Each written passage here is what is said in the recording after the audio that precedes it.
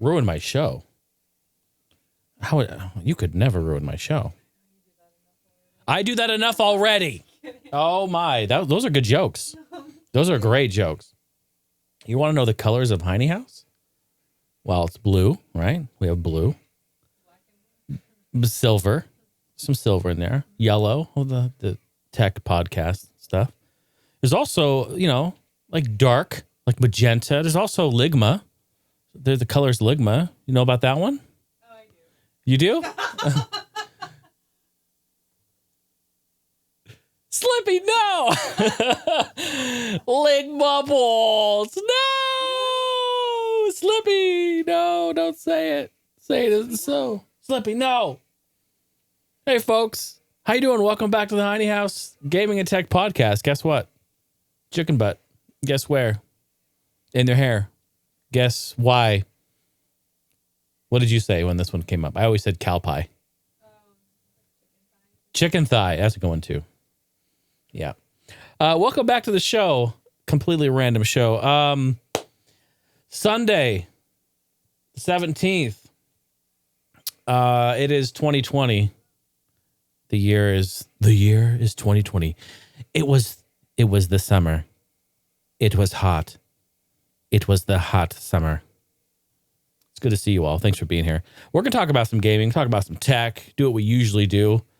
I haven't talked about a lot of this stuff in my intro for a while. So just a quick reminder, HeineHouse.com for everyone. You'll know that. But also 503-908-5490 is the phone number. You know about that. But also, did you know that you can take me with you in your Apple CarPlay or Android Auto-enabled vehicular? Did you know about that? Yes. We had Salwan and Weldy say, we actually get notifications through our, I don't want to say it and trip everyone's off, but through their Amazon device. Thank you. I was going to say A word. Through their A word. Through their A-rod. Becky, fuck! Through their Amazon device, which is really cool. I don't know how that works, like if you set it up to do that. I know you can ask your Google-enabled or Amazon-enabled device to say, like, hey, play the recent podcast episode of Heine House, and it will. Except she'll say it the proper way. She'll be like, oh, now playing Heine House. Yes. But real cool. So, yeah. So do that. Take me along with you in your car. I know a lot of people do. It'll get you through your work day. And also, what else? I don't know. I think that's about it for that. I think that's pretty cool. Pretty cool stuff. Patreon.com/Jason Heine. Thank you to all the supporters that you see right here on your screen. Where's my soundboard? Why doesn't the applause work? Thank you, Macintosh. If you enjoy the show at all, get a giggle, have a laugh, a little tickle, your belly goes wiggle, wiggle like mine does when I laugh, when I listen to this shit. Think about maybe joining in the fun. Water's good. Patreon.com/Jason Heine. Thank you again for all the support. This month, the after party is going to be my history, backstory, and breakdown of my streaming, of how I began on Justin TV and how that all began and how we got started. Jason Heine Radio, DJ sets, streaming without capture devices. What else am I going to talk about in there? All kinds of stuff. The ups, the downs, the rebrands, a lot of really cool stuff. We'll probably go in depth. So that is at the $5 tier. The cost of a coffee per month will get you into that. And I do that once a month, the backstory. So thanks again, folks, for listening. I appreciate you so much. Give the podcast a review, too, on your podcast platform. Gaming news. Let's get right into it. Ubisoft is suing Google and Apple over a clone game that they say is cloning of their Siege, Rainbow Six Siege. Ubisoft has filed a lawsuit against Apple and Google for selling a mobile game that Ubisoft claims is a, quote, near carbon copy of its Rainbow Six Siege multiplayer phenomenon shooter. The game in question is called Area F2, which was developed by Alibaba's eJoy. division of games. According to Ubisoft, the two teams stole, quote, these are harsh words they say, quote, they stole, quote, virtually every aspect of Siege. Virtually every aspect. I need to go look this game up and actually see for myself. But yeah, that's pretty crazy. It's called Area F2. And if Ubisoft has its way and Google shuts it down and Apple shuts it down, they probably should rebrand the game to Area F4, Alt F4. How about that? Area Alt F4. Okay. These are computer jokes for you computer kids. Ubisoft also says that it has made Apple and Google aware of the allegations, and they haven't done anything about it right now. Steph, can you turn the brightness up, pretty please? Why is your brightness always the darkest it can be on your phone? She's like trying to conserve the world. You can just turn it up. Your battery's going to deplete. It's okay. Thank you. Jesus. We live in a fucking house. Plug it into the wall. Okay. Here we go. We're going to watch this. We're going to watch it real time. Let's see. You guys are watching on the screen. I'm watching it too in the playback feed.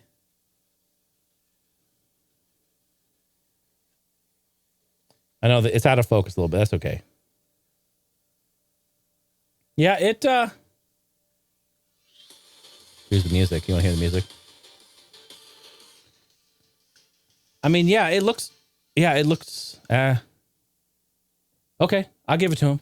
It looks exactly like Siege. Yeah, it sure does. Sure does. Apple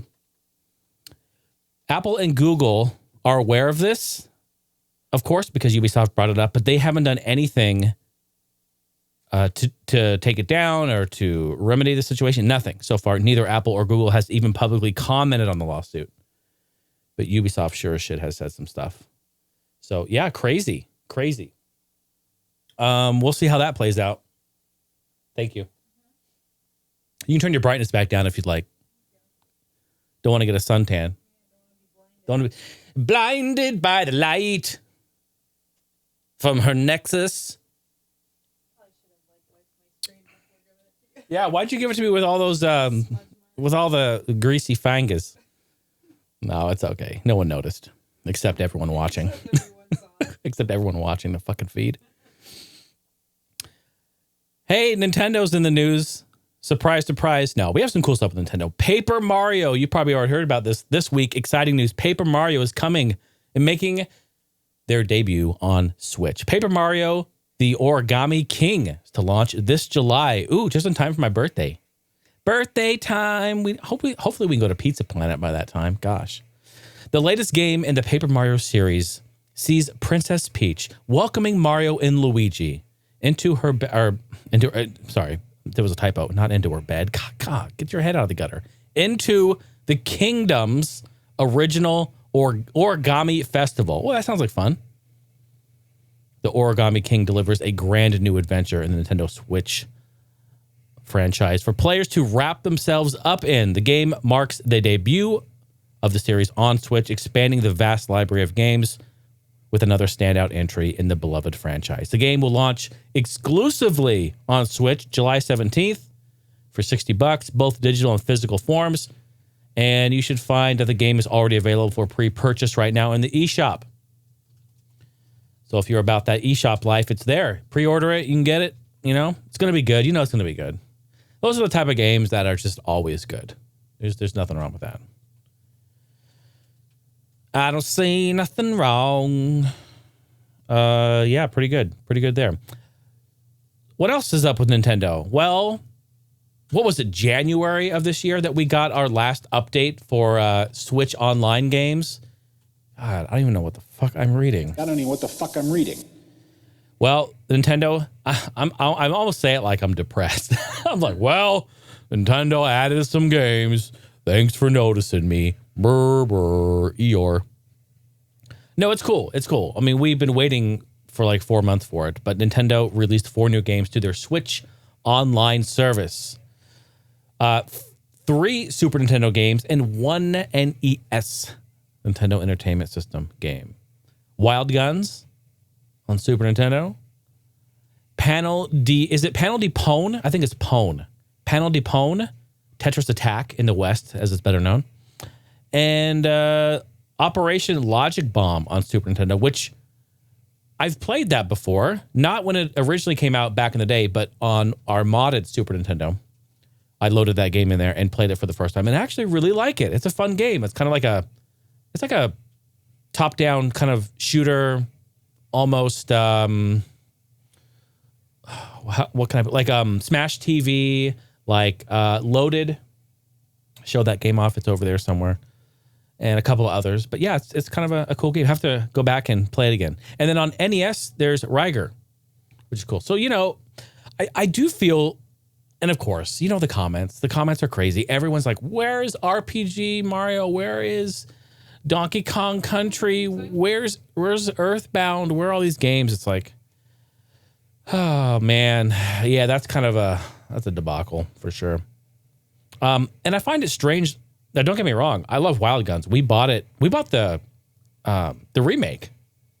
That's already available on Switch. It's already in the eShop. So that's kind of interesting that they released that port of it. I mean, that it's already. I don't know. Whatever. What do I know? I just work here. There's a topic here in gaming that I want to talk about because we are on the cusp of our new consoles, of our new generation of gaming. The PlayStation 5 and the Series X. The sex. And there it is, though. That's how we're going to be addressing them in the future. I'm going to be saying the PS5, and I'll say Series X. I'm not going to say the 360 or the Xbox One or the OG Xbox. I mean, when we're talking about those consoles, we will. But think about it. This is how we're going to move forward, folks. This is the future. We're going to be saying Series X.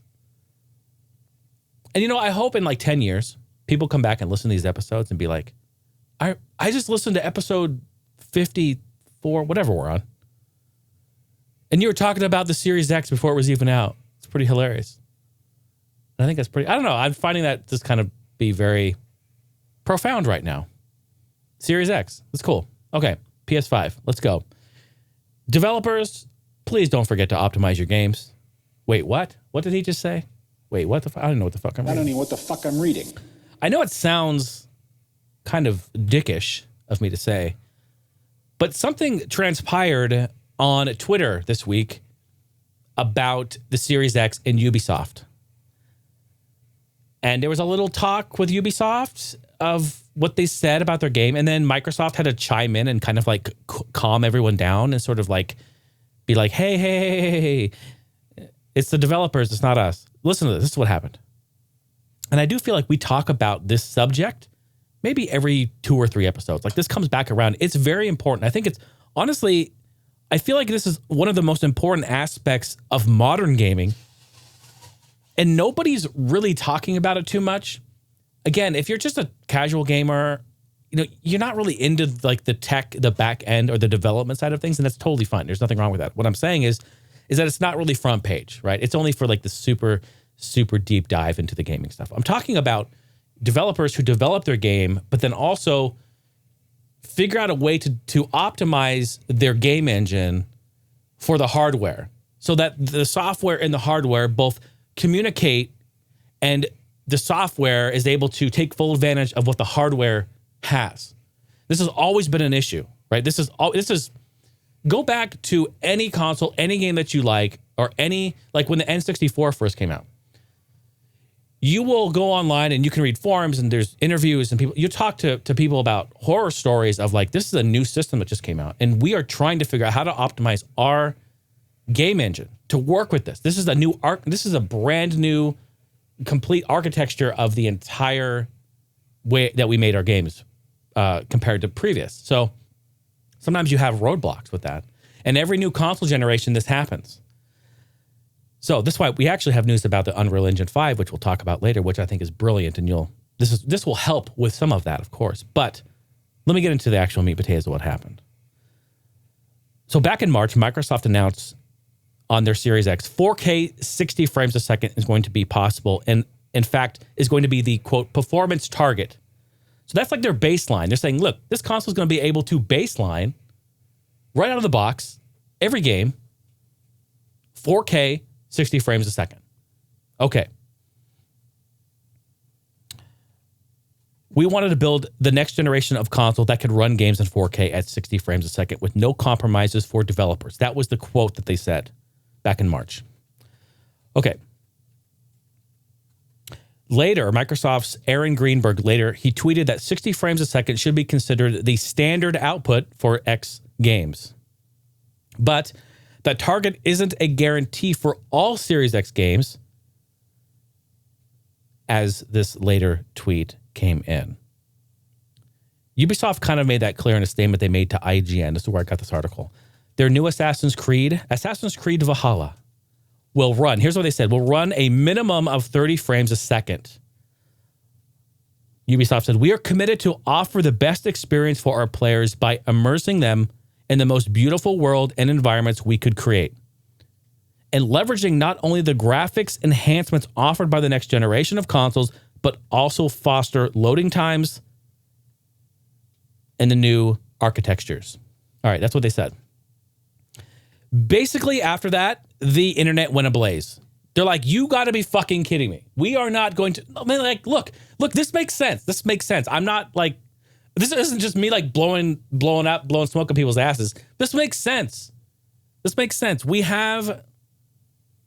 You're going to spend the money on the next generation of console. They're going to be pricey, okay? Which we should take a poll, what we think the price is going to be. They're going to be pricey.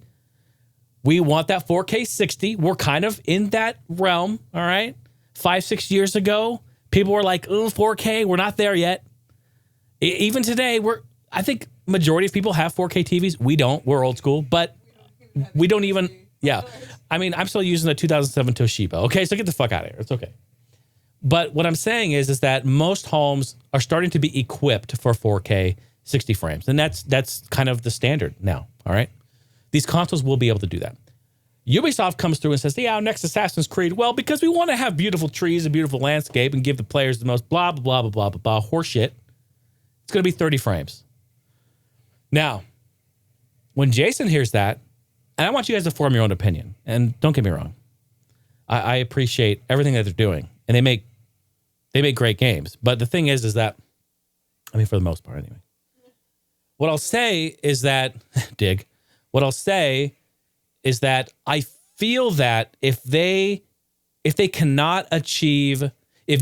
cannot, I'm going to say it, fuck it. If Ubisoft cannot achieve 4K 60 frames, and I have no vested interest in this, folks. I don't even have a 4K TV. I do not own a 4K TV yet. I'm not saying this because I want it. I'm just saying this is the reality. I feel, my words. If Ubisoft cannot achieve 4K 60 frames on the newest Assassin's Creed Valhalla that comes out for the next generation of consoles, then they need to figure out how to optimize their software. I rest my case. They need to figure it out. And I hope you're there right now with your earbuds in, clapping, going, abso-fucking-lutely. I agree with you. Because I don't think... You know what? All Assassin's Creed games have been really fucking buggy, though. Actually, let's date back. Let's go back to the beginning. You remember playing the original one? I don't know how many times I fell through the floor. I got stuck on things. I couldn't jump on things. Man, that was a buggy mess. And they always kind of have been buggy. Beautiful, but also kind of buggy. So I feel they need a wake-up call. They need to optimize their software, period. But they need to get that working 60 frames 4K. Or better yet, even, shit, gosh, do we even go back? Can we even say that now? 1080p 60. Get the fuck. If you can't do that, we got a problem, folks.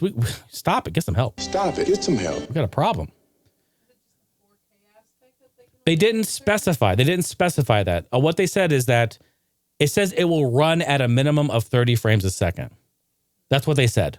They didn't give any details, which they probably should have specified exactly.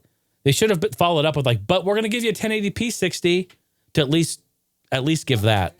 You know what I mean? But they didn't. So the whole game, even 4K, even at 1080p, will run at 30 frames.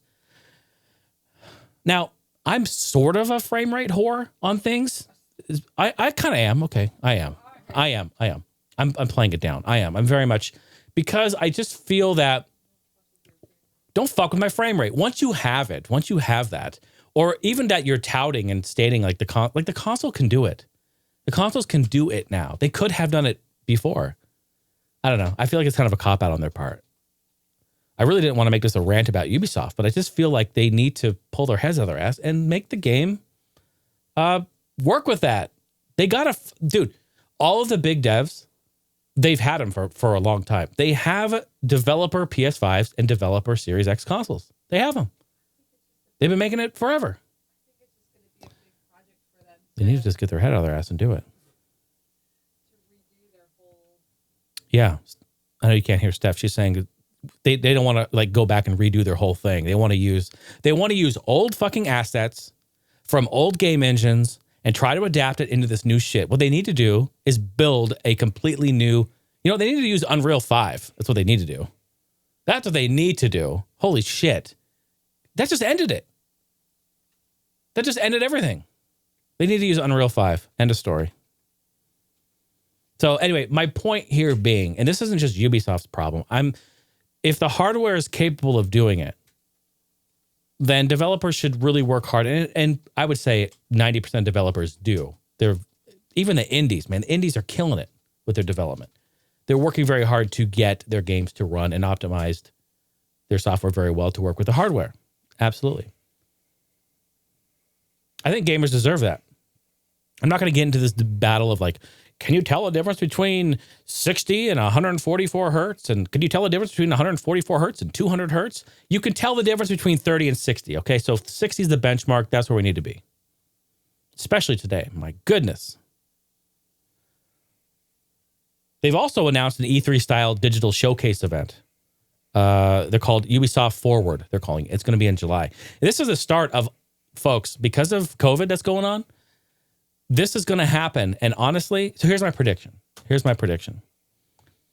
Well, first, let me tell you the news on this event before I get to that. Ubisoft unveiled Ubisoft Forward. It's a new E3 style, what they say, E3 style digital showcase that's scheduled to take place via the magic of the internet, July 12th. Ooh, a day before my birthday. Happy birthday.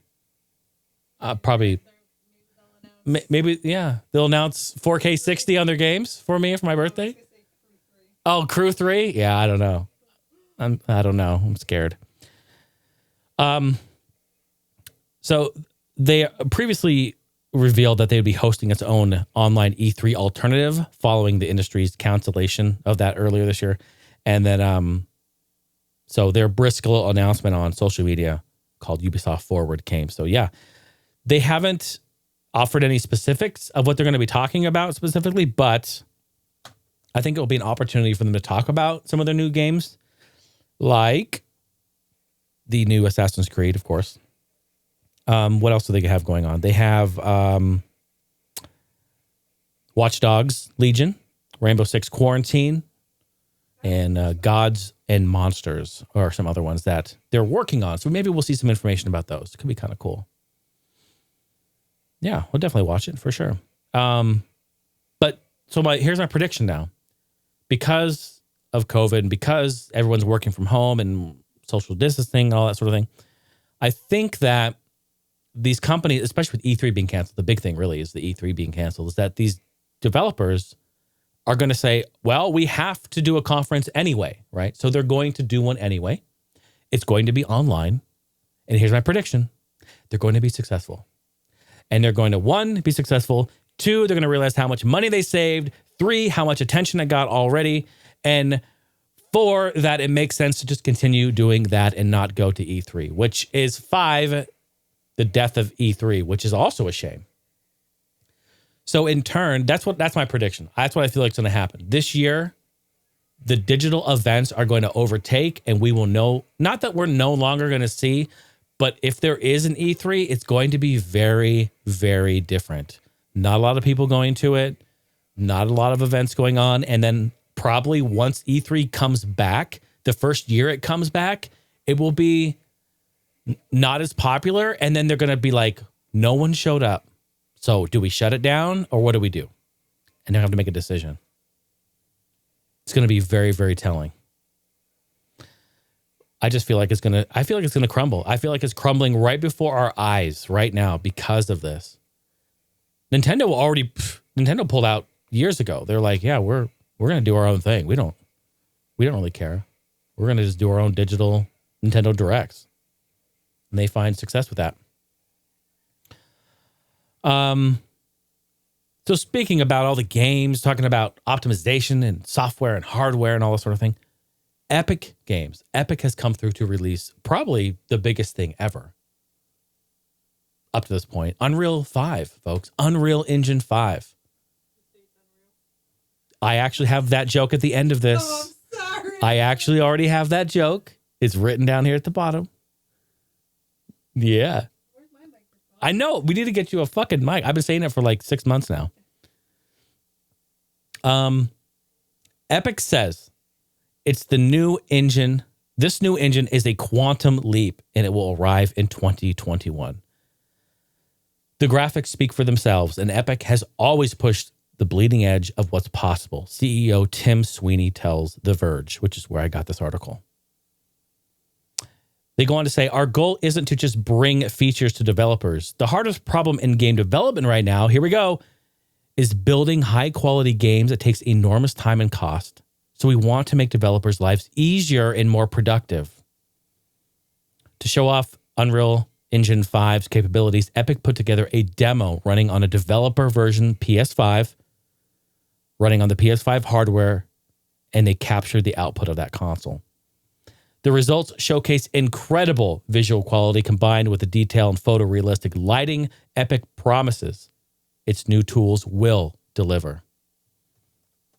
If you have not seen this tech demo, go watch it. Stop what you're doing and pause this podcast. Pause it right now and go watch it. I'll wait. Go ahead. Right now. Pause. All right. That's enough time. If you pause it, you'll be back. Isn't that amazing? The lighting, the audio, honestly, guys, the audio blew me away, and it would blow me away, right? Because I'm an audio geek. But yeah, it was fantastic. I love the lighting, and I love that everything was so dynamic. And we learned one thing: it's all about triangles. It's all about triangles. So, but folks, again, this is the future of our gaming, at least for the next, I would say 15 years. Yeah, I would easily say 15 years. Why do I say that? Because the technology, and this is kind of like computer talk. This is a computer analogy here.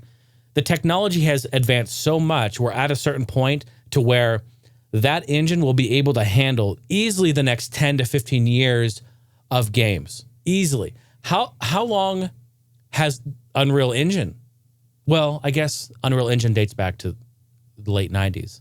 But still, it's evolved, right? Unreal 2, 3, 4, and now 5. But I really do feel that the next 10 years, solid, are going to be supported with Unreal 5. I think it's beautiful. What a great game engine. I love it. Cannot wait to see what games we get in the future. It's like the future of gaming. That's what I should call this podcast episode. I feel like the future of gaming, you know? Sony Studios. That's the new brand. That is the new brand. You have a new logo as well. Sony Studios is going to launch alongside the PS5. They developed a new umbrella brand to unite all of its first-party titles. I think what was happening is people were like, they weren't really sure if it was a first-party Sony published or developed game, and they were like, we're not really sure if it's under that umbrella, but we know some are, we know some aren't. I guess people were confused. They just wanted to like, look, we're creating Sony Studios. Here's the logo. It will be on the game. If you see this, it's first party. Boom. Makes sense. I like that. I mean, even dating back to, I was just playing Warhawk on stream this last week on Throwback Thursday. And I was playing the original Warhawk, and on the front of that, you can see it. It says Sony Interactive at the very bottom. But even back then, they had their logo on stuff. They didn't develop it, they published it, but still, it was under their umbrella, right? So I think this is really, really smart. The PlayStation Studios brand will go live in PlayStation 4 and PlayStation 5 games later this year, and will also be featured on games developed and managed by Sony Interactive Entertainment's Worldwide Studios organization. Pretty much anything under that umbrella. Alongside the logo PlayStation has created a new opening video that will appear at the start of its games. Okay, very cool. We have a new splash screen. Get used to it. Hopefully it's good. You'll be seeing it a lot. They quote and say, "We think this is a good way to let customers know that if they see it, then the quality of games they've come to expect from us are here. And this brand will exist for well-known existing franchises as well as brand new franchises that we have yet to explore." I actually have a little picture of the studio logo. There it is. Just good old-fashioned OG PS logo with the text Studios on the bottom. Black and white, very clean, very recognizable. Nothing fancy, nothing to write home. Don't write to mom about it. She won't care. But I think it's cool. It looks nice. Thank you, Sony. Back up in it. Very cool. And the final piece of gaming news I have for you. Most of you have heard about this already, but guess what? Tony Hawk Pro Skater 1 and 2 are being remastered. Activision announced the new remaster collection that brings together the first 2 Tony Hawk Pro Skater games in one modern package with new features like online play and a more robust course builder. It'll be coming to PS4, Xbox One, and PC exclusively on Epic Game Store. Calm down. Calm down. I hear you yelling. Relax. September 4th of this year. Very, very cool. Here's some info about it. The remaster collection will feature updated visuals, all of the original levels, characters, and tricks, extra challenges, a more elaborate create a park mode where you can share custom skate parks online. Woohoo! That's awesome. And brand new online multiplayer modes alongside the OG original local multiplayer modes. On top of that, the games will include the vast majority, as they say, quote unquote, the vast majority of the iconic soundtracks, although not every song can make it due to licensing. That makes sense. This is Activision. And, that makes sense with music. It's like, I don't know. At this point, I say to myself, like, if I'm a publisher, a music publisher, and, these video game companies come knock on the door and want to use my music for something, I'm going to license it back to them. It's like, it's crazy. In music publishing, it changes hands, it changes owners. We go back and forth with things, but still, I'd be like, yeah, hey, the buck is there. Go for it. Take it. You know what I mean? Like, you made the fucking music. You want to get it out there. Like, okay, yeah, it was on the original games, but I don't know. So it's going to be great. It's going to be fantastic. I absolutely want to play that. My younger brother Kyle played this a lot more than I did. I loved watching him play it. Just the sounds. In my head right now, I can hear the sounds of the skateboard, being in the skate park, being in the garage. Remember that? What was it called? It's called, I don't remember what it's called, but it was in the garage and you can hear the reverb and the echo of everything. The music, it's so good. Like, I can just hear it. It's so fantastic. Cannot wait to get back in and play. And online, dude, think about it. Create a park, right? Invite your friends and skate on that park that you've made together online. Dude, sign me up. Sign me up. Yeah, it's going to be awesome.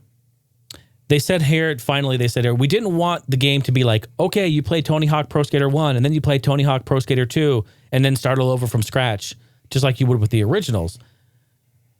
They went on to say, the meta that sits over the top of everything allows players to not feel like they're losing progress by playing either of the games. So it's going to have kind of they're going to be merged a bit together, it seems. So very, very cool. I'm super hyped for it. It's going to be great. Folks, that was gaming news for this week. We're now going to jump right into This Week in Gaming Mystery. Wow.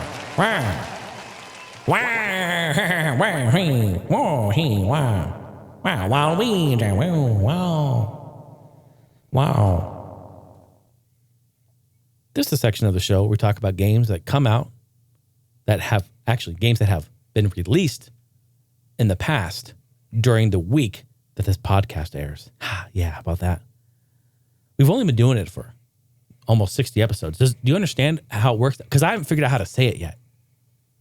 No, I'm just kidding. May 18th through May 24th. In 1999, a game that I just actually streamed 2 weeks ago in the sim rig, believe it or not. I got it to work on the sim rig.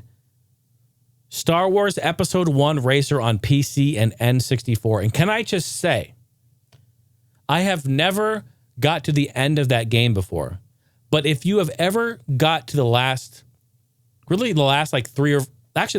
levels and tried to complete them, it's just no fun. It is nothing but Troll City. The AI is on rails. It's ridiculous. You have to try to, it's crazy. Again, I did a live stream of it. It was a lot of fun. Basically, play the first cup, play the first and second cup, and then be done with it. Just be done with it. I couldn't beat it. It's crazy. I had the analog control and the sim rig. It was perfect. It was really all set up, ready to go. I don't know, man. Crazy. But again, it's a very, very good game. I feel like they should bring that back. That game should come back. They should do an HD remaster of that one and bring it on back. Maybe do it, tie it in with the new Star Wars films or something. But, because pod racing, I don't know. Is there any racing in the newer Star Wars films? I don't really think there is. Shit, they probably can't really do that, I guess. I don't know. 2009, Bionic Commando on PS3, the reboot. Remember that one? Also, same day, same year, 2009, Punch-Out on Wii. 2010's Alan Wake on the 360. 2010, busy day, busy year here. 2010, Red Dead Redemption, the original, on PS3 and 360. 2010, Split Second, underrated racing game on PC and 360. And finally, on May 18th in 2010, same day, same year, Trauma Team on Wii. Some of the best soundtrack, I think, ever in gaming. I'll go on record and say it. It's so good. Moving on to the next day, May 19th. In 2008, the game everyone bought. This is great. This is the game everyone bought and the game that nobody played. Number one. This is it. If there is a list for most units sold that then equates no one played the units bought, it would fit in this category. Yeah, what could it be? Think about it. We'll play a little game. What could it be? The game that everyone bought. Yes, even you. You bought it.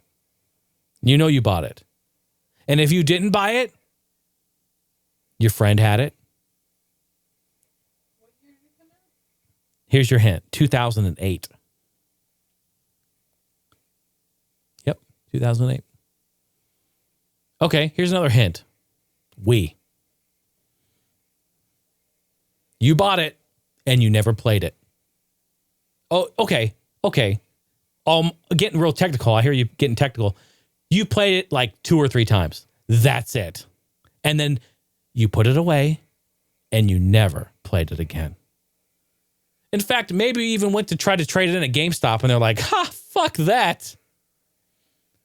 So you took it to Goodwill and you just donated it. You gave it away. Because you're like, fuck this thing. What could it be? Steph's over there laughing. She's smiling. She can't figure it out. Here it is, folks. Are you ready? Any guesses? Because I'm just going to say it. Wii Sports. Oh shit! I already said it online. Now you're gonna get hammered for that one. That's the greatest. What the fuck? That's the greatest game ever made. Are you kidding me? No, Wii Sports, the greatest fucking Wii game ever made. You didn't say it was a bad game. I didn't. But the hint of you never played it. Well, I figured people would play it like the first night. Yeah. And then they would go Yeah. off to... Yeah, no, it's true. It's true. I guess I'm a little different. I play that game all the time. Maybe a lot of people didn't. You're going to piss everyone off with that one. This is one of the greatest tech demos ever made. Wii Sports. She says Wii Sports. All right, we got to end this quick. It's Wii Fit. Oh, God. Wii Fit. You bought it. You played it a few times. You put it away. Couldn't give it away. It's actually quite fun, though. Oh, of course. She loves it. She fucking loves it. Where's your Wii Fit board? Matter of fact, you're going to do a little workout tonight? You're going to do a little, Oh, they don't have enough space in the house for you to set it up. Yeah, I kind of commandeered everything. 2014's Wolfenstein New Order on PC and 2015's Farming Simulator PS4 and 360. That's a game that Steph wants to play, actually. Someday when we get a little extra cash in the pocket, we're going to buy those. Logitech makes those farming sim controls that are specific for that. I really think you should buy those and hook that shit up and play. That would be dope. I would watch you do a little farming. I'd watch you get in there and trim a few bushes. I need a stiff drink. May 20th, 1994, Alien vs. Predator Arcade. 2002, Grand Theft Auto 3 on PC. 2003, Evil Dead, Fistful of Boomstick. Yeah, you like that one. She liked that. PS2. And 2012's Mario Tennis Open on 3DS. May 21st. Let me get my numbers backwards here. 1997, War Gods on N64. 2013's Resident Evil Revelations on PS3, Wii U, and 360. 2019's Dauntless on PC and PS4. And 2019, last year, Team Sonic Racing on Switch and PS4. Shout out to Sumo Digital. Oh, yeah.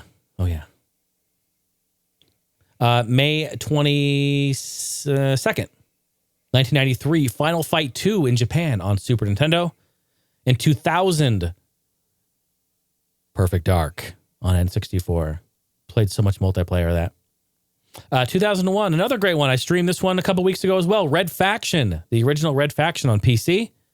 And 2013's Call of Juarez on PC and 360. Another great game. I should put that on the list to stream. That's a really fun one. A good Western theme. Did I stream it? You didn't stream it. Oh, okay. I started it. I should put that on my list, the to-do list. That's a really fun one. There's not a lot of Westerns first person in that genre. What? She's talking mad shit right now. You've been talking mad shit to me the whole episode. It's okay. I'm giving it to her. Oh, what'd you say? Put you on there too? On the to-do list? It's a good joke. These are good jokes. She's full of them. We need to get her a mic. Let's see. Call of Juarez, Stephanie, Red Faction 2, We Fit Trainer. Oh, jeez. Where the fuck are we? Yeah, could you shut up? No, I'm just kidding. You're ruining the show. Shit, if anything, you're adding to it. Yeah, let's just start the show over. No, fuck that. 2010, Super Mario Galaxy 2 for Wii. 2011, Dirt 3 on PC. 2012's Joyride Turbo on 360. You remember Joyride Turbo? We were at PAX, and they had a demo of it. Do you remember this? Yes. And you use your avatars. It was you actually race as your avatars. I think that's the right game. Jetpack Joyride? Oh, am I thinking of different games? Shit, I got them confused. Correct me if I'm wrong, folks. I think this is the game where you actually race as your 360 avatar, and it's kind of like a wannabe kart racing, and it's really kind of cheesy and corny and not that fun. But to play as your avatar was like the big cool thing. Oh, let me see this. She's already looking at me as I grab the phone. So dark, I can't see it. Oh, Jetpack Joyride. No, this is... Wait, was that the name of it? No, it's Joyride Turbo. Oh. Hold on. I'm thinking of the wrong name. Joyride Turbo. Yeah, this is it. Joyride Turbo. Yeah, you can race as your avatar. Joyride Turbo is a kart racing game for 360 and Xbox One. Oh, so it's crossplay. Player controls their avatar as they drive vehicles in combat racing tournament. The game was developed by Big Park, published by Microsoft. It's a sequel to Connect Joyride. There's a tie-in. Holding a 67% Metacritic, 3.2 out of 5. People are hating it. Hating on it. That means I'm going to buy it on the 360 tonight. Hey, you know what, Steph? Put that on my stream to-do list, all right, would you? Right underneath your name. Oh, I remember. Yeah, now I remember. Yeah. I think we actually have it. We do. We do have it. It's on the console. I remember playing it. It's fun. I mean, it's kind of corny, but it's fun. It's fun. From what I understood, who told me? Was it Brian? Someone told me. I think somebody told me the multiplayer still works, still functional. So, yeah, we should play it. We should. Get at me in Discord. Hit me up and be like, yo, Jay, let's play that Joyride Turbo now. And I'll just stop what I'm doing. I'm in the middle of Thanksgiving dinner. I'll just throw the fucking plate up and I'll get up and I'll go log on to 360. Let's go. 2013, folks. Wow. Has it really been this long? Wait, 2013. No. I wrote that wrong. Overwatch didn't come out in 2013. I wrote the wrong date. I think it was 2016. Yeah, 2016 Overwatch on PC, PS4, and Xbox One. And finally, folks, the last day on here, May 24th, in 1996, Metal Slug on the Neo Geo, 2001, Castlevania Chronicles on PS1, and finally, in 2013, Donkey Kong Country Returns 3D on the 3DS. That was this week in gaming history. Let's jump into some tech news. I actually have a bunch of tech stuff to talk about. Twitch establishes a safety advisory council to help sort out its rules. Only took them this long, and how much slander and shit they've been under scrutiny from bending the rules for certain people, let's just say. Today, Twitch has announced the formation of its new Safety Advisory Council. A group made up of streamers, academics, and nonprofit leaders will advise the company on online safety issues. The council will also help Twitch draft new policies and update old ones, develop new products for safety and modernization, protect the interest of marginalized people, and identify new toxic trends emerging from the platform. Boy, that's a lot. It's a lot. But you know what? I got to give it to them. I think it's great because they've always been under fire for how their terms of service, their agreements, how everything changes so much, and that they bend the truth for certain people, right? Well, this streamer is really popular and making us a whole bunch of money, so how long do we really want to keep them banned? The longer we keep them banned, the less money we make. So can we somehow bend the thing here to get them unbanned, and then boom, they're unbanned and they're back streaming again? It's a real thing. It's a real thing. And we've seen it. I've seen it personally, even in the music department. For instance, all right, so for instance, I've said this a million times, but I'm going to just I'll break it down in 1 minute. I used to do drum streams. I used to do DJ sets, drum streams. All right. I'm playing music. I'm doing drum covers. All right. But there's copyrights on that music. All right. I don't want to get in trouble for that. Okay. So I just shut it down. I'm like, okay, fine. Their terms of service said you can't play music. Okay, great. I'll stop it then. I stopped it. Okay, we're good. We're good to go. I even sold the fucking drum set. I just moved on, right? I just moved on. Okay, we'll do it another time if it comes down to it. Cool. Now that COVID happened, everyone's flocking to the platform. DJs are out of work. Clubs are not open. Restaurants not open. Nightclubs not open. DJs running to the platform, setting up streams, doing DJ sets. They're getting copyright strikes and takedowns. What the fuck's going on here? Why can't I play my music? I'm out of work. I need to do this. Right? We have all these DJs and things. What was that one? 3 episodes ago I reported some big DJ was streaming, Oprah Winfrey showed up and fucking Barack Obama shows up and everyone's like, this is amazing. Oh my God, it's the new world, the digital. Oh my God, you can do music online like this. This is great. They're doing it on IG Live. Instagram fucking shut it down. Just Autobot. It's automated, right? Shut it down. I don't even, yeah. Does she even know how to use a phone? I don't know if she does use a phone. I'm just kidding. So anyway, so it shut down, right? Got shut down. And then they're like, what's going on here? And Instagram was like, we'll work with you. And then boom, they're back up online. They're not having any issues. They're able to stream. And this is happening across the platform. So this is actually really big. This is big news, right? So they're kind of bending the rules for some people, the big popular people. Little people like me, I get shit on, you know what I mean? So I stopped doing it. But now they're like, look, we want to build music. We want to build a community. What did Twitch just do? They just bought the dude that worked at YouTube, who created YouTube Studio, who worked at Spotify for 4 years and created all of their algorithms and all of their interface, whatever. I reported on this a couple, maybe 3 weeks ago. But Twitch bought that dude who did all this. He wants to create a music platform for Twitch specifically.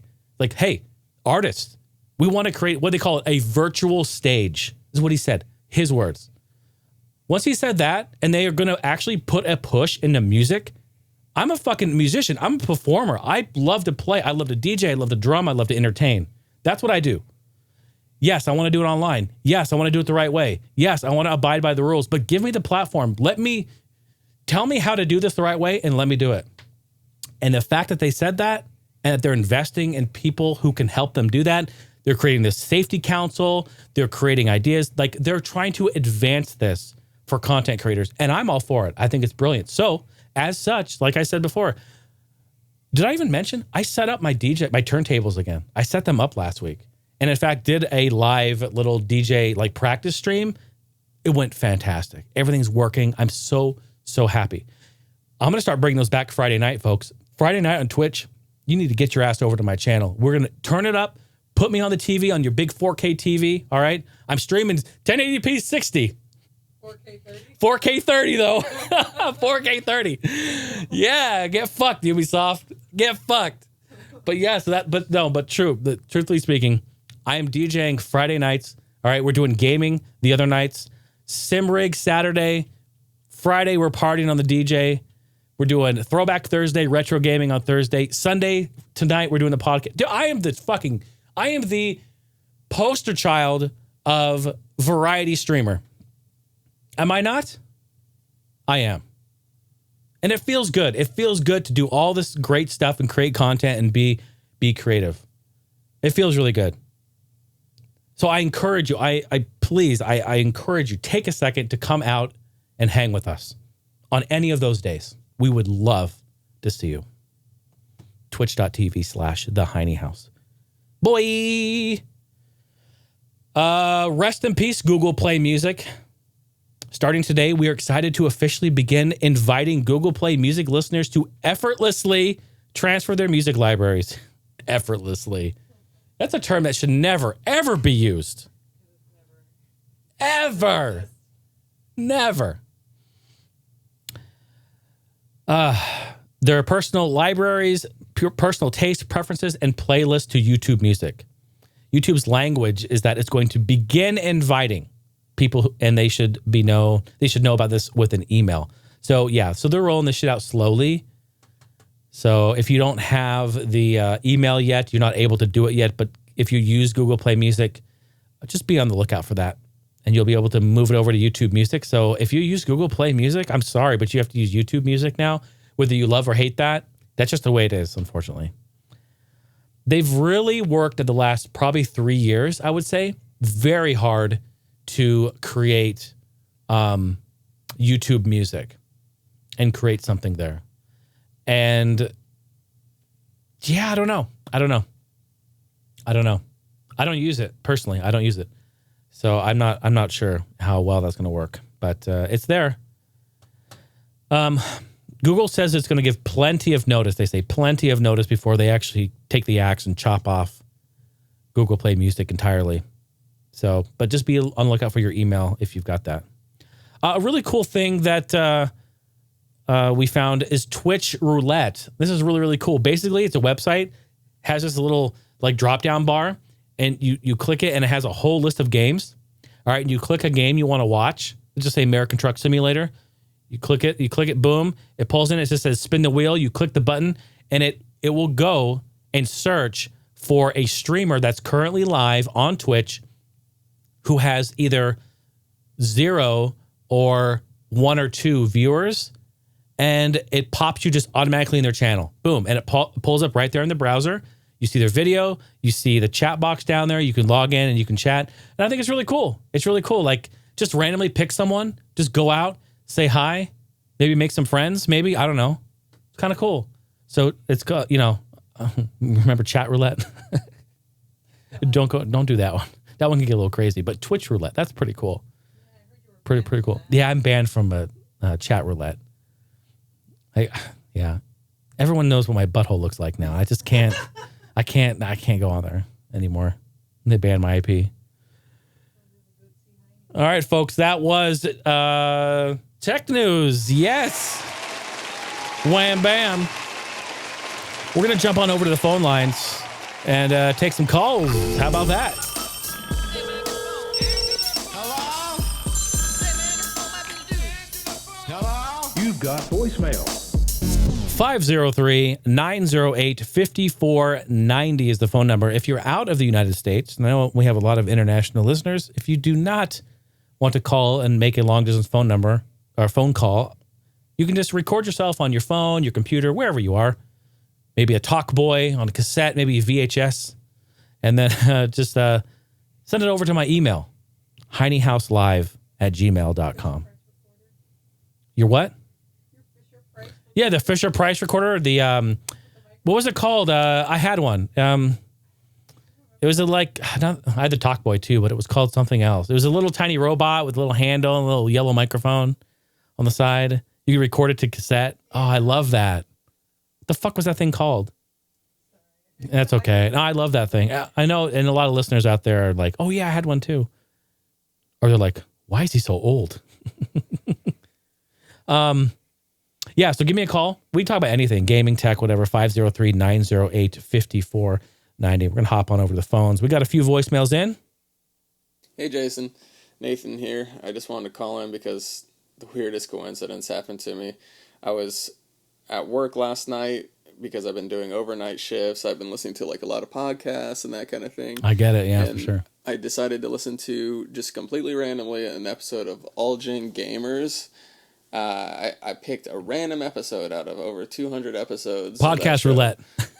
Just for nostalgia. Yeah. I chose an episode from 2011 just to see what you guys were talking about back then. And there was a part where you were talking about Duke Nukem Forever and kind of the low scores it was receiving from reviewers, how it wasn't really deserved. It deserved something a little bit higher or a lot higher, that people were slamming it too hard. Funny. And then I didn't even finish the episode because I saw that there was episode 53 of your current show that had just come out. And so I'm listening to an episode of a podcast that came out 9 years later from the one I was just listening to. It's so funny. Completely separate. And you got an audio question in the last episode of your show talking about this games that received too much hate from reviewers. Oh, that's funny, something dude. Like that. And the caller actually brought up the example of Duke Nukem Forever, dude, which of course you expanded upon because of your own experience with that game. But I just thought it was so weird that I listened to two podcasts 9 years apart that not only brought up the same game, but we're really talking about the same topic about it. It blew my mind. I was almost confused for a second. I was like, did I just pick two things that had some sort of relation to them? But it was just completely random. I bet I said the same shit too, huh? Just a random episode of that show from 9 years ago, and then I listened to something that came out just a few days ago, and they were covering the exact same topic. I don't know. It was just really weird to me. Hopefully it comes across as something interesting, but to me it was blowing my mind when I was listening. Yeah, to that. dude. It was kind of funny. All right, have a good one. Hey, man. Nathan, thank you for the question. That is hilarious. And, when weird shit like this happens, I always say, go buy a lottery ticket. Just go buy a lottery ticket. You don't know, you may hit. And I bet you, I actually kind of vaguely remember that episode because Duke Forever was a very hot topic back then. But I bet you I said almost verbatim the same shit I said on the last episode. Did I not? Man, that is funny. That is so funny. What a random ass thing to do. And it just goes to show you that, dude, it has come full circle. I mean, it has really come full circle. Duke doesn't deserve the hate. I really agree with that. He really doesn't. People need to relax on that Duke. That's so funny. Nathan, thank you for the call. Thanks for listening. That's podcast roulette. And you know what? The beauty of that, Nathan, is that is exactly what I hope happens to this episode. I was just talking about this earlier. I hope in 10 years, Nathan, I hope in 10 years you come back and you pick a random ass episode of the Heine House Gaming and Tech podcast. And you're like, I just heard myself 10 years ago on the show. And here I am now sending an audio. It's been 30 fucking years, Jason, that you've been doing this shit. And you still, in this episode in Duke, you still talked about how Duke was amazing. Thanks for the voicemail there. Nate, I appreciate that. What's up, Jason? The maniac himself is here, Mr. Cameron Johnson. What up, Cam? Hope you're doing well. You mentioned last podcast, I believe, about the Apple tax. This is going to be more of a comment on that. I can absolutely relate to the Apple tax. As anybody who does audio, video, that kind of thing, I'm not sure if it's still the case now, but I know, back when I started in the early 2000s, when you were buying a computer, you essentially had to buy a Mac if you wanted to do audio. That was sort of the thing. And I guess it's also true for video. And a lot of interfaces didn't work with PC, back when FireWire was out and utilized and whatnot. That was kind of the de facto best way versus USB. Now things have obviously changed. I still have my Mac. Granted, I've gone through a few of them because, as you said, things tend to happen to them. I think I've had 3 iPhones that have just stopped working properly, and my Mac currently, I can no longer really update it. I'm just kind of keeping it stable because I use it for all my recording needs. I've actually had 2 Mac laptops die. One, the battery kind of exploded, and then once that happened, I just use it as a desktop and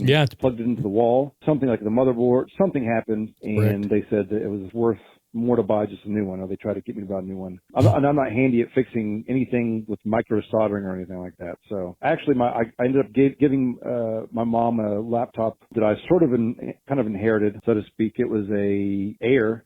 And then same sort of thing happened. All of a sudden, it just stopped working on her. It's funny, I have a Gateway 2000 from 2002. It probably still works. One of your videos, you plugged in your Windows PC from about at least 15 years ago, and it still works. So it's one of those things where Mac is just getting so proprietary with all their parts and whatnot, and making it so they're harder to repair, and little things go wrong, and you're just kind of screwed. And it's just one of those frustrating things because you do pay more for less power, less features in a lot of ways. So I can, absolutely relate. I'm hoping that my next computer will be a Windows PC, and I'm hoping I can still use some good audio interface equipment with that, and hopefully Pro Tools will run. But I'm so behind. I'm using an older version of Pro Tools, so who knows, man.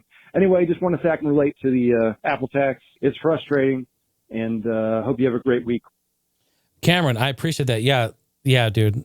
And you pretty much nailed it. You said it exactly. The Apple tax is it's expensive. And the problem, as we know, we've already said it, but I mean, the issue is that they kind of pigeonhole you into that sort of thing. I'm at a point now, and I've said this before, but I'm using this iMac or MacBook from 2008, and the battery doesn't work anymore. I have no battery in it. I just have it plugged into the wall like a desktop, and it basically just runs my soundboard. That's it. That's all it does. It will not connect to the internet for a Google Chrome doesn't work. Safari doesn't even work in it. Doesn't do anything. It's kind of a brick. So it has this function, and that's it. Same thing with my studio PC. You have a 2012. Well, I have a 2010. So pray for me. We'll pray for each other that it doesn't go down. But the reality is that you better clone that hard drive because it's going to die at some point, and that's going to be bad. It's going to be super, super bad. So yeah, it's rough. It's rough. You can really get an amazing computer today, an amazing Windows computer for so much less. Now, yes, as you said, back in the day, in the early 2000s, even through the 2000s, the Apple computer was the artist's computer.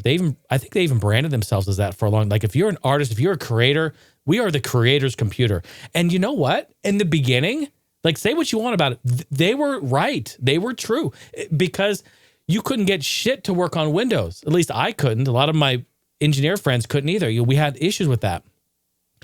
Apple, it worked. You plug an interface, boom, it works. Everything just works. Your software, you launch it, oh, hey, it works. We don't think 10 years down the road, when we have compatibility issues, we start to have to upgrade. Now they're spoon feeding us, forcing us to upgrade. We're not going to upgrade. When we do, it breaks all of our software, our old software. It's this rat race. It's really, really terrible. Now, speaking about that, though, my good friend Mike Turner, fantastic guitar player. He's played on lots of my music. Nothing's Forever album. He helped me in Killer Instinct remix. He did the Gamers Alike remix, and just tons and tons of other songs. The Street Fighter 2 Las Vegas remix we did. Just tons of songs. He's fantastic. I don't know if he listens to the show, but Mike, I love you. You're fantastic. I've talked with him many, many times, and he said to me, Jay, I know you use Mac. He goes, but I've always used Windows, and I've had no problems. I'm like, bro, give me some of your luck. Rub it off on me. I cannot I tried to get Pro Tools to run on my, well, fuck, I guess I shouldn't say this because it was my XP. I bet you I can get it to run under Windows 10. Probably no problem. But it was an older PC. And it was Windows 7, not XP. It was Windows 7. And I couldn't get it to run under there. It's nothing but issues. So I bet you Windows 10, we'd have better luck. And the longer we wait, Cameron, the longer we wait, not saying that, no, I am saying that. Okay, the longer we wait, the easier and compatibility will be easier for us to migrate over to a PC because these companies will have developed their software. Here we go, optimization. They've optimized their software to work on Windows 10. And remember, folks, Windows 10 is the last version of Windows we're getting. So from here on out, we're just going to get updates and patches, right? Quarterly updates and patches. So these companies are like, okay, we're going to develop for 64-bit Windows 10.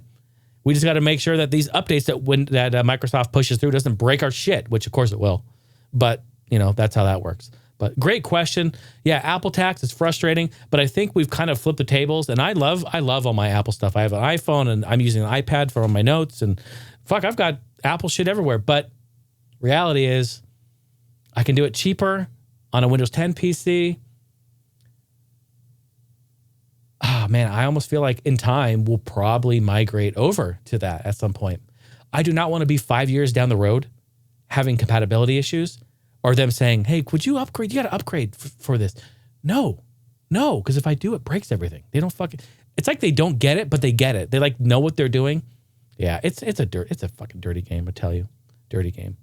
Hey, Cameron, thank you for the call, the voicemail maniac. I appreciate that. Folks, thank you so much for listening to the podcast. I hope it helped your work day, or if you're at home chilling, maybe you're in the car, you're in the train, you're doing something, you're grooving out. I appreciate you so much. Yeah, hit me up on the voicemail. Hit me up in Discord. Just come on through, say hi, give the podcast a review if you like it. I sure do love making these. I sure do love having a good time and laughing with you all. Even though I can't hear you laughing, I know when I say stupid shit that you're over there laughing, and I know I can hear it. I can hear it. Big shout out to the patrons right here. Round of applause to everyone on your screen. Thank you. Patreon.com/Jason Heine. Please consider supporting if you like this sort of thing. And to be honest, folks, if you like this, plus all the other stuff that I'm doing, the Twitch streams, the DJ sets that are coming back, the entertainment, the help videos. I just started doing help videos on audio. I'm so happy. It's actually happening. I'm getting messages from people in Discord, DMs about microphone, which ones they should get. They have I have $200 budget. What should I get?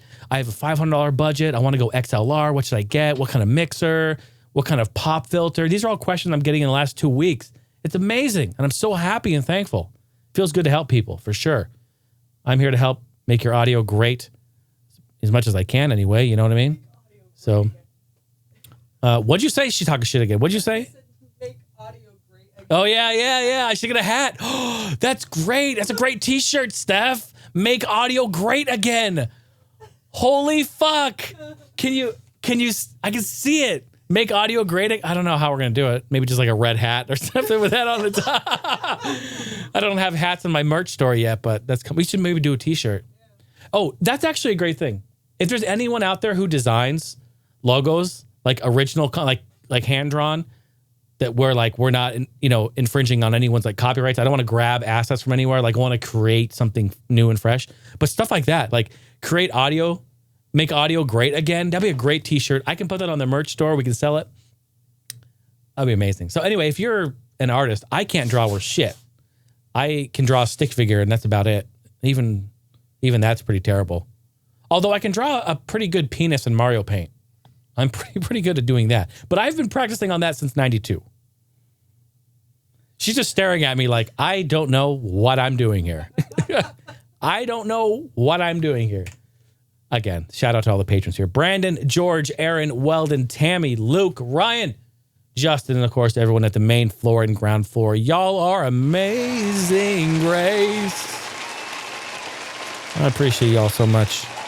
HeineHouse.com is a website. Give the podcast a review. Say that it was fun. And say in there that I'm out here making audio great again. No, you guys have a fantastic day. We'll catch you on the next episode. Good night.